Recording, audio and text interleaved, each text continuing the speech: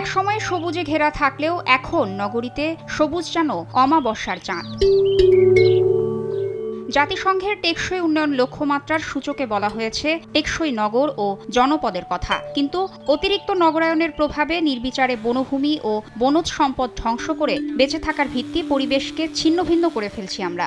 এক শ্রেণীর মানুষের লোভ, দখল, খামখেয়ালিপনা সহ নানা অনাচারের কারণে আমরা প্রতিনিয়ত নিজেদের অভিশাপের দিকে ঠেলে দিচ্ছি।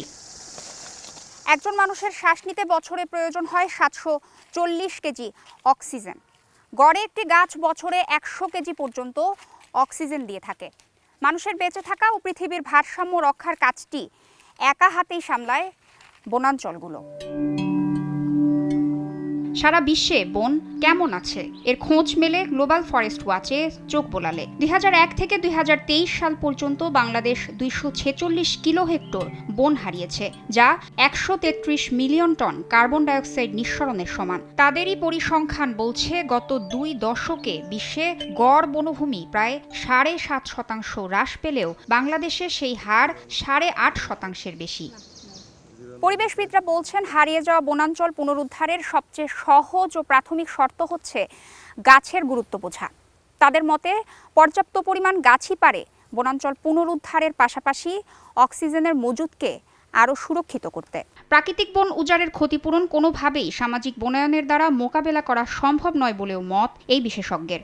আমরা সময়ে সময়ে শুধু পিকনিকের জন্য জঙ্গল খুঁজি, কিন্তু সার্বিকভাবে আমরা সবুজের কথা ভুলে যাই। এই মুহূর্তে আমাদের যে কাজগুলো করা দরকার, সারা বাংলাদেশের বনের যে জায়গাগুলো রয়েছে সেগুলোকে আবার সরকারের জুরিসডিকশনে নিয়ে আসা দরকার, দখলদারদের উচ্ছেদ করা দরকার। পরিবেশ উপদেষ্টা জানান, গেল 1 দশকে উন্নয়ন প্রকল্পের নামে উচ্ছেদ হওয়া বন পুনরুদ্ধারের কাজ শুরু করেছে অন্তর্বর্তী সরকার।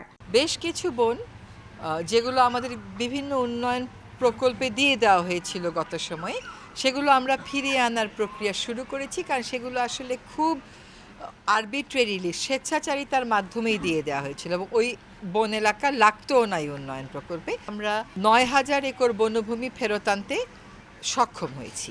জীববৈচিত্র্য ও বন সংরক্ষণ আইনের বিধানগুলোকে কার্যকরী করার উপর জোর দেওয়ার সময় এসেছে বলেও মত সংশ্লিষ্টদের। তাসনিয়া নিশাত, মিম, সময় সংবাদ, ঢাকা।